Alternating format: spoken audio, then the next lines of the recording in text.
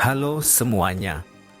Video ini memberikan edukasi tentang perekonomian yang ada di Indonesia pada masa Presiden Soekarno hingga Presiden Joko Widodo.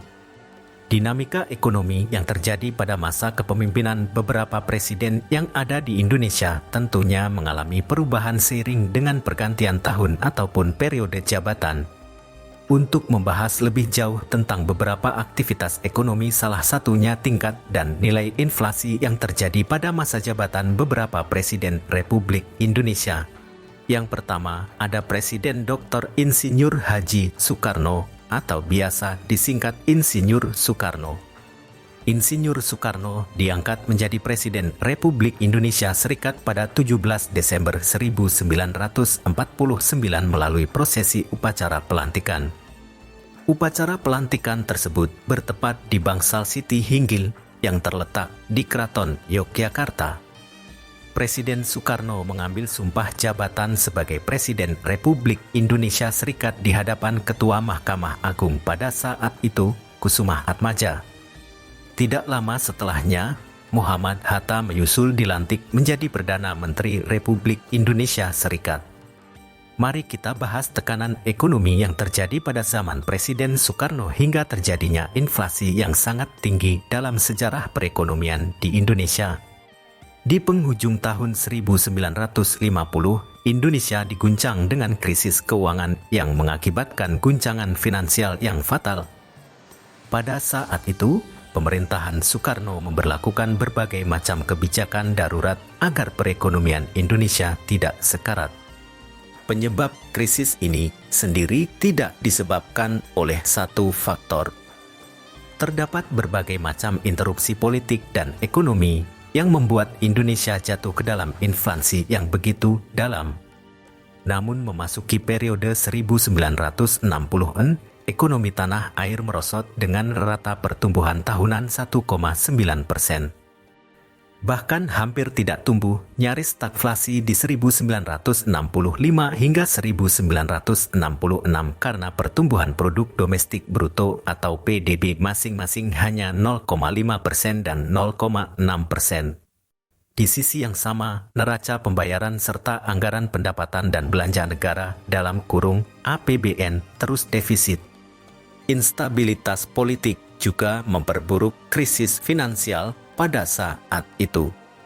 Setiap tahun kondisi moneter nasional semakin parah, tingkat inflasi semakin meroket, terjadilah hiperinflasi yang ditandai dengan laju inflasi yang sangat tinggi pada 1961, bisa di kisaran 100% atau lebih.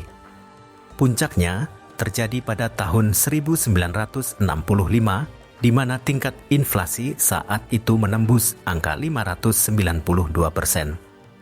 Akan tetapi, terjadi suatu kondisi di mana cadangan devisa dan emas juga turut menipis. Dari semula 408,9 juta US dollar menjadi minus 4,5 juta US dollar pada 1960 hingga 1965. Kurs rupiah merosot dari 186 rupiah per US dollar menjadi 14.083 rupiah per US dollar. Memasuki 1966, inflasi tembus 650%. Rupiah terus dicetak, sementara produktivitas barang merosot. Kebijakan berdikari ala Soekarno melarang segala bentuk impor pangan. Akhirnya di tahun 1966, Kementerian Keuangan masa itu menginisiasi program stabilisasi ekonomi komprehensi yang bernamakan Paket Kebijakan Stabilisasi dan Rehabilitasi Ekonomi untuk menghadapi tingkat inflasi yang tinggi dan menggerakkan kembali roda perekonomian pemerintahan Indonesia. Terdapat 4 kebijakan dari Paket Oktober 1966. Yang pertama, kebijakan dekontrol. Perombakan sistem komando menjadi mekanisme pasar. Pembekuan peran investasi asing dan dalam negeri. Dan menerbitkan Undang-Undang Penanaman Modal Asing atau PMA tahun 1967 serta menerbitkan Undang-Undang Penanaman Modal Dalam Negeri atau PMDN tahun 1968. Kedua, kebijakan disiplin fiskal dan anggaran berimbang. Kebijakan ini menekankan penghematan belanja negara dan subsidi. Anggaran yang dikeluarkan oleh negara tidak boleh lebih besar dari pendapatannya untuk mengurangi defisit. Ketiga, kebijakan moneter. Kebijakan ini digunakan untuk mengendalikan uang yang beredar. Semakin banyak uang yang beredar, maka nilai rupiah akan melemah. Untuk mengendalikannya, pemerintah menaikkan suku bunga bank, suku bunga kredit rata-rata naik 6 hingga 9% per bulan, dan suku bunga simpanan naik 5% per bulannya. Dan yang terakhir, pemulihan neraca pembayaran. Pemerintah memperlancar ekspor-impor, sistem kurs tunggal melalui mekanisme pasar, meningkatkan arus dana masuk, dan negosiasi utang luar negeri. Implementasi kebijakan-kebijakan tersebut, pemerintahan Soeharto berhasil menekan tingkat inflasi dari angka 635,3% pada tahun 1966 menjadi 9,9% pada tahun 1969. Era pemerintahan Presiden Soeharto. Bagaimana dinamika ekonomi pada era Soeharto?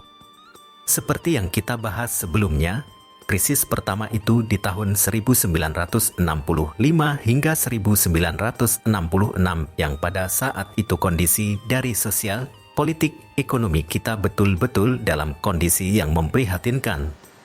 Bahkan secara ekonomi kita tahu di tahun 1965 itu inflasi mencapai 594%.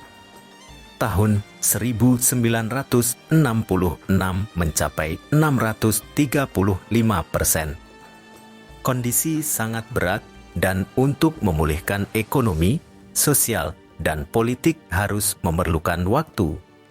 Namun krisis ekonomi yang terparah itu terjadi pada masa pemerintahan Soeharto 1997 hingga 1998. Peristiwa ini disebut-sebut menjadi penyebab utama tumbangnya masa Orde Baru setelah berkuasa selama 32 tahun. Dari sisi nilai tukar, pada masa pemerintahan Soeharto, dolar AS berada di kisaran 2.000 hingga 2.500 rupiah karena Indonesia belum menganut rezim kurs mengambang. Orde Baru kala itu tidak mau tahu, dolar AS harus bertahan di level itu. Namun karena kebijakan itu, cadangan devisa Indonesia terus tergerus untuk menjaga kurs. Akhirnya pemerintah membuka rupiah menjadi kurs mengambang. Akhirnya dolar AS mulai merangkak naik ke Rp4.000 di akhir 1997, lanjut ke Rp6.000 di awal 1998. Pelemahan rupiah diperparah ketika kondisi keamanan dan politik Indonesia bergejolak. Pada Mei 1998, kerusuhan terjadi di mana-mana menuntut Presiden Soeharto mundur dan mulai dari situ krisis moneter Indonesia memuncak. Sampai akhirnya rupiah jatuh tak berdaya saat dolar AS mencapai level Rp16.650. Perekonomian pun kacau balau. Ekonomi Indonesia tidak tumbuh bahkan minus 13,1%, harga-harga pangan melambung tinggi, inflasi pun meroket hingga 82,4%. Depresiasi rupiah mencapai 197%. Pada saat itu krisis ekonomi yang terjadi menyebar hampir sebagian negara di dunia. Pertama kali dimulai pada 2 Juli 1997 ketika Thailand mendeklarasikan ketidakmampuan untuk membayar utang luar negerinya. Di awal Orde Baru, Soeharto berusaha keras membenahi ekonomi Indonesia yang terpuruk dan berhasil untuk beberapa lama. Seperti yang kita ketahui bahwa kondisi ekonomi Indonesia ketika Pak Harto pertama memerintah adalah keadaan ekonomi dengan inflasi sangat tinggi 650% setahun. Langkah pertama yang diambil Soeharto yang bisa dikatakan berhasil adalah mengendalikan inflasi dari 650% menjadi di bawah 15% dalam waktu hanya 2 tahun. Untuk menekan inflasi yang begitu tinggi, Soeharto membuat kebijakan yang berbeda jauh dengan kebijakan Soekarno pendahulunya. Ini dia lakukan dengan menertibkan anggaran, menertibkan sektor perbankan, mengembalikan ekonomi pasar, memperhatikan sektor ekonomi, dan merangkul negara-negara barat untuk menarik modal. Hal ini tidak terlepas dari beberapa program yang dilakukan Presiden Soeharto di masa jabatan. Berikut beberapa program jangka panjang Presiden Soeharto. Yang pertama, Pelita 1 yang dijalankan pada 1 April 1969 sampai dengan 1 Maret 1974 atau selama 5 tahun. Sasaran yang hendak dicapai adalah pangan, sandang, perbaikan prasarana, perumahan rakyat, perluasan lapangan kerja, dan kesejahteraan rohani. Pelita 1 lebih menitik beratkan pada sektor pertanian. Pelaksanaan Pelita 1 telah membuahkan hasil yang cukup menggembirakan, seperti produksi beras telah meningkat dari 11,32 juta ton menjadi 14 juta ton. Pertumbuhan ekonomi dari rata-rata 3% menjadi 6,7% per tahun. Pendapatan rata-rata penduduk per kapita dari 80 US dollar dapat ditingkatkan menjadi 170 US dollar. Tingkat inflasi dapat ditekan menjadi 47,8% pada akhir Pelita 1 1973-1974. Kemudian program Pelita 2 yang dijalankan pada 1 April 1974 sampai dengan 31 Maret 1979. Sasaran yang hendak dicapai pada masa ini adalah pangan, sandang, perumahan, sarana dan prasarana, menyejahterakan rakyat, dan memperluas lapangan kerja. Pelita 2 berhasil meningkatkan pertumbuhan ekonomi rata-rata penduduk 7% setahun. Tingkat inflasi berhasil ditekan hingga 9,5%. Pada sektor pertanian, telah dilakukan perbaikan dan pembangunan jaringan irigasi baru. Kemudian, Pelita 3 yang dijalankan pada 1 April 1979 sampai dengan 31 Maret 1984. Pelita 3 lebih menekankan pada trilogi pembangunan yang bertujuan terciptanya masyarakat yang adil dan makmur berdasarkan Pancasila dan Undang-Undang Dasar 1945. Arah dan kebijaksanaan ekonominya adalah pembangunan pada segala bidang. Pedoman pembangunan nasionalnya adalah trilogi pembangunan dan 8 jalur pemerataan. Inti dari kedua pedoman tersebut adalah kesejahteraan bagi semua lapisan masyarakat dalam suasana politik dan ekonomi yang stabil. Pelita 3 ini menitik beratkan pada sektor pertanian menuju swasembada pangan serta meningkatkan industri yang mengolah bahan baku menjadi barang jadi. Hingga pada tahun 1983 produksi beras diperkirakan mencapai 20,6 juta ton. Pelita 4 yang dijalankan pada 1 April 1984 sampai dengan 31 Maret 1989. Pelita 4 menitik beratkan pada sektor pertanian untuk melanjutkan usaha menuju swasembada pangan, serta meningkatkan industri yang dapat menghasilkan mesin-mesin industri sendiri, baik industri berat maupun industri ringan. Hasil yang dicapai pada Pelita 4 diantaranya adalah swasembada pangan dengan produksi beras mencapai 25,8 juta ton pada tahun 1984. Kesuksesan ini mendapatkan penghargaan dari FAO atau Organisasi Pangan dan Pertanian pada tahun 1985. Pelita 5 yang dijalankan pada 1 April 1989 sampai dengan 31 Maret 1994. Pelita 5 menitik beratkan pada sektor pertanian dan industri untuk menetapkan swasembada pangan dan meningkatkan produksi hasil pertanian lainnya dan sektor industri khususnya industri yang menghasilkan barang ekspor. industri yang banyak menyerap tenaga kerja, industri pengolahan hasil pertanian, serta industri yang dapat menghasilkan mesin-mesin industri. Pelita 5 adalah periode terakhir dari pembangunan jangka panjang tahap pertama. Lalu, dilanjutkan pembangunan jangka panjang tahap kedua. Dan yang terakhir program Pelita 6. Pelita 6 merupakan awal pembangunan jangka panjang tahap kedua. Pelita 6 lebih menitik beratkan pada sektor ekonomi, industri, pertanian, serta pembangunan dan peningkatan kualitas sumber daya manusia sebagai pendukungnya. Direncanakan, Pelita 6 dilaksanakan mulai tanggal 1 April 1994 dan berakhir pada tanggal 31 Maret 1999. Namun, pada tahun 1997 Indonesia dilanda krisis keuangan yang berlanjut menjadi krisis ekonomi dan akhirnya menjadi krisis kepercayaan terhadap pemerintah.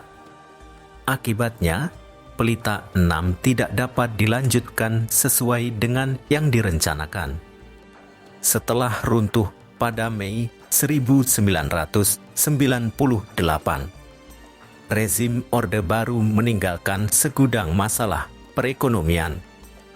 Maju menggantikan Presiden Soeharto yang lengser pada 20 Mei 1998, Baharudin Yusuf Habibie yang kala itu menjabat sebagai wakil presiden menghadapi pekerjaan rumah yang besar.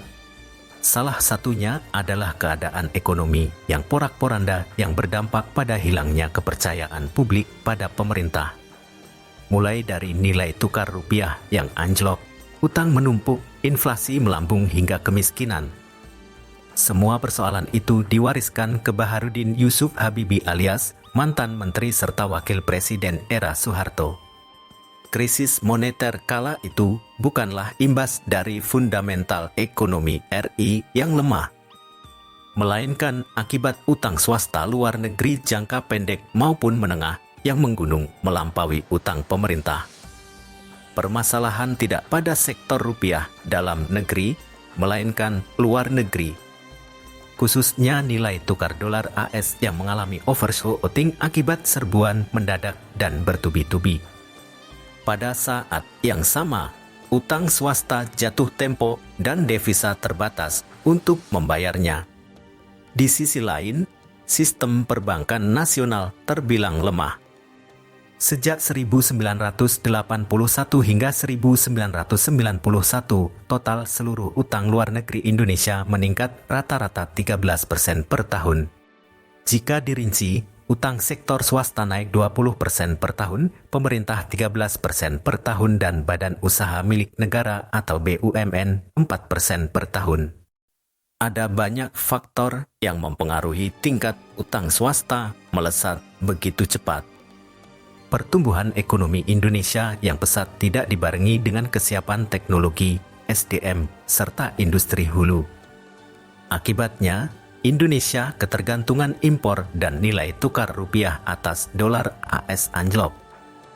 Terlepas dari segudang warisan masalah Orde Baru dan krisis moneter, dalam masa jabatannya Habibie memberi harapan bagi perekonomian Indonesia untuk bangkit.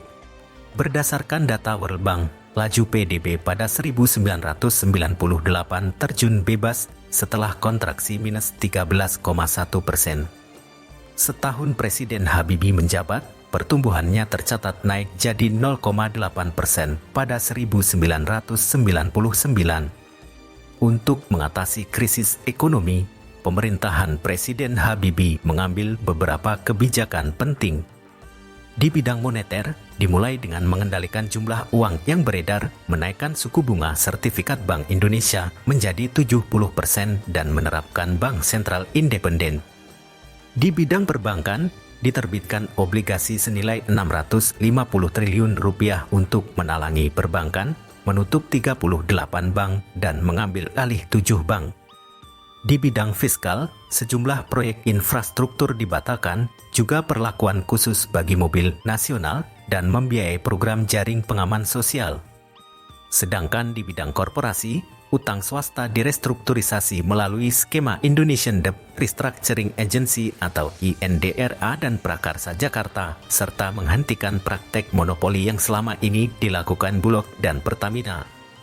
Selain itu, pemerintahannya berhasil menahan tekanan inflasi dan membawa nilai tukar rupiah terhadap dolar AS kembali menguat. Inflasi yang sebelumnya menyentuh 58,5% melandai ke level 20,5%. Kemudian mata uang Indonesia juga kembali bertaring. Nilai tukar rupiah yang sempat rata-rata senilai Rp10.013 per US dollar menguat ke level Rp7.855 per US dollar. Terbukti, gerakan cepat pemerintah saat itu membawa hasil. 1 tahun kemudian, reformasi ekonomi yang diterapkan saat itu memiliki beberapa dampak, antara lain jatuhnya nilai tukar rupiah terhadap dolar AS dari semula Rp7.000 menjadi Rp17.000. Namun, di sisi lain pertumbuhan ekonomi tampak menunjukkan perbaikan dari yang sebelumnya minus 13% menjadi 2%, angka inflasi pun sukses diturunkan dari 77,6% menjadi 2%. Masa pemerintahan Abdurrahman Wahid.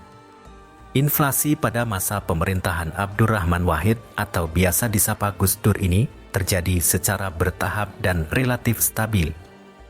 Pada tahun 1999, inflasi tercatat sebesar 2,04%. Kemudian, pada tahun 2000, inflasi naik menjadi 7,37%. Pada tahun 2001, inflasi mencapai puncaknya, yaitu sebesar 12,6%. Faktor-faktor yang menyebabkan inflasi pada masa pemerintahan Gus Dur adalah akibat krisis ekonomi. Krisis ekonomi yang melanda Indonesia pada tahun 1998 menyebabkan perekonomian Indonesia menjadi lesu. Hal ini berdampak pada penurunan daya beli masyarakat, sehingga permintaan terhadap barang dan jasa menurun. Namun, penawaran barang dan jasa tetap, sehingga harga barang dan jasa cenderung naik. Kedua, kenaikan harga minyak dunia. Harga minyak dunia yang naik pada tahun 2000 berdampak pada kenaikan harga BBM di Indonesia. Hal ini menyebabkan biaya produksi barang dan jasa menjadi lebih tinggi, sehingga harga barang dan jasa pun ikut naik. Ketiga, kenaikan harga pangan. Harga pangan juga mengalami kenaikan pada masa pemerintahan Gus Dur. Hal ini disebabkan oleh faktor cuaca yang buruk dan adanya gangguan produksi. Untuk mengatasi inflasi, pemerintah selaku Bank Indonesia atau BI melakukan berbagai kebijakan, yaitu kenaikan suku bunga. BI menaikkan suku bunga acuan dari 12% menjadi 15% pada tahun 2000. Hal ini bertujuan untuk mengurangi permintaan terhadap uang, sehingga harga barang dan jasa menjadi lebih stabil. Kemudian, kebijakan moneter ketat. BI menerapkan kebijakan moneter ketat, yaitu dengan mengurangi jumlah uang beredar di masyarakat. Hal ini dilakukan dengan cara mengurangi pembelian surat berharga pemerintah dan menaikkan giro wajib minimum atau GWM perbankan. Ketiga, kebijakan fiskal ekspansif. Pemerintah menerapkan kebijakan fiskal ekspansif, yaitu dengan meningkatkan belanja pemerintah. Hal ini bertujuan untuk meningkatkan permintaan terhadap barang dan jasa, sehingga harga barang dan jasa menjadi lebih stabil. Pada masa periode Gus Dur berakhir, kita mengenal Presiden kelima Indonesia, yaitu Presiden Megawati Soekarno Putri. Masa pemerintahan Megawati Soekarno Putri juga memiliki gejolak ekonomi yang cukup pahit bagi Indonesia pada saat itu. Bagaimana tidak? Inflasi pada masa pemerintahan Megawati Soekarno Putri mengalami penurunan secara signifikan. Pada tahun 2001, inflasi tercatat sebesar 13,1%. Kemudian, pada tahun 2002, inflasi turun menjadi 10,1%. Pada tahun 2003, inflasi turun lagi menjadi 7,4%. Dan pada tahun 2004, inflasi turun menjadi 6,5%. Penurunan inflasi pada masa pemerintahan Megawati disebabkan oleh beberapa faktor, yaitu kebijakan moneter Bank Indonesia. BI terus menerapkan kebijakan moneter ketat, yaitu dengan menaikkan suku bunga acuan dan mengurangi jumlah uang beredar di masyarakat. Kebijakan fiskal konservatif. Pemerintah menerapkan kebijakan fiskal konservatif, yaitu dengan mengurangi defisit anggaran. Peningkatan produksi. Pemerintah meningkatkan produksi barang dan jasa, sehingga permintaan terhadap barang dan jasa menjadi lebih terkendali. Kebijakan-kebijakan yang dilakukan pemerintah selaku Bank Indonesia pada masa pemerintahan Abdurrahman Wahid dan Megawati Soekarno Putri berhasil menurunkan inflasi secara signifikan. Inflasi yang terjadi pada masa pemerintahan kedua presiden tersebut masih tergolong dalam kategori moderat, yaitu di bawah 10%. Tahun 2004 Presiden Susilo Bambang Yudhoyono atau biasa dipanggil SBY dilantik menjadi Presiden Indonesia untuk periode 5 tahun sampai 2009. Dinamika politik dan ekonomi juga terjadi di masa jabatannya. Inflasi yang terjadi pada masa pemerintahan SBY tahun 2004 hingga 2009 adalah inflasi yang cukup tinggi, di mana inflasi volatile food atau pangan bergejolak perlu diwaspadai dan dikendalikan. Beberapa faktor yang menyebabkan inflasi pada masa pemerintahan SBY tahun 2004 hingga 2009 antara lain kenaikan harga BBM melalui pengurangan subsidi, krisis global pada akhir tahun 2008, naiknya harga bahan kebutuhan pokok, dan peningkatan alokasi subsidi energi untuk menjaga laju inflasi. Selain itu, inflasi juga dipengaruhi oleh faktor eksternal seperti krisis finansial global yang berimbas pada perekonomian Indonesia. Tingkat inflasi pada masa pemerintahan SBY tahun 2004 hingga 2009 bervariasi. Pada tahun 2004, tingkat inflasi sebesar 6,4%, kemudian meningkat menjadi 17,11% pada tahun 2005 dan turun menjadi 6,59% pada tahun 2006 hingga 2007. Namun, pada tahun 2008, tingkat inflasi kembali meningkat menjadi 11,06% akibat naiknya harga BBM dan krisis global pada akhir tahun 2008. Langkah pertama kebijakan pemerintah selaku Bank Indonesia mengatasi inflasi adalah pemerintah selaku Bank Indonesia telah mengambil berbagai langkah strategis, seperti menjaga inflasi pada kisaran sasaran yang telah ditetapkan, memastikan kecukupan pasokan dan stok kelancaran distribusi bahan kebutuhan pokok, berkoordinasi dengan BI dalam mengelola tekanan inflasi yang bersumber dari impor, melaksanakan komunikasi kebijakan publik untuk menjaga ekspektasi menghindari risiko spekulasi, dan mitigasi distorsi pasar untuk mengurangi risiko biaya tinggi dan memperbaiki efisiensi pasar.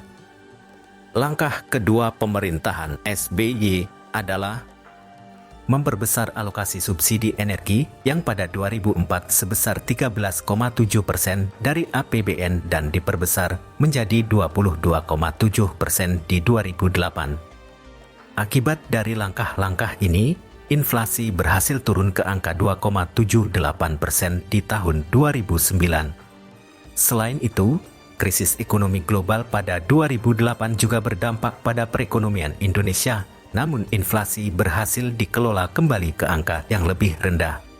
Pada tahun 2008, inflasi mencapai 7,11%, sedangkan pada 2009 berhasil turun ke angka 2,78%. Selama periode 2004 hingga 2009, pemerintahan SBY dan Yusuf Kala berhasil mengemban amanah rakyat dengan baik dari segi kinerja, baik dilihat dari perspektif finansial maupun non-finansial. Dengan demikian, selama masa pemerintahan SBY tahun 2004 hingga 2009, terjadi fluktuasi tingkat inflasi. Dengan langkah-langkah pemerintah untuk mengatasi hal ini, yang akhirnya berhasil menurunkan tingkat inflasi ke angka yang lebih rendah. Kemudian pada 20 Oktober 2009, SBY melanjutkan kursi kepemimpinan untuk amanah 2 periode tahun 2009 sampai 2014. Selama masa pemerintahan SBY tahun 2009 sampai 2014, rata-rata inflasi adalah 5,28% setiap tahunnya. Pada tahun 2008, alokasi subsidi energi diperbesar menjadi 22,7% sebagai respons terhadap inflasi yang meningkat hingga 17,11%.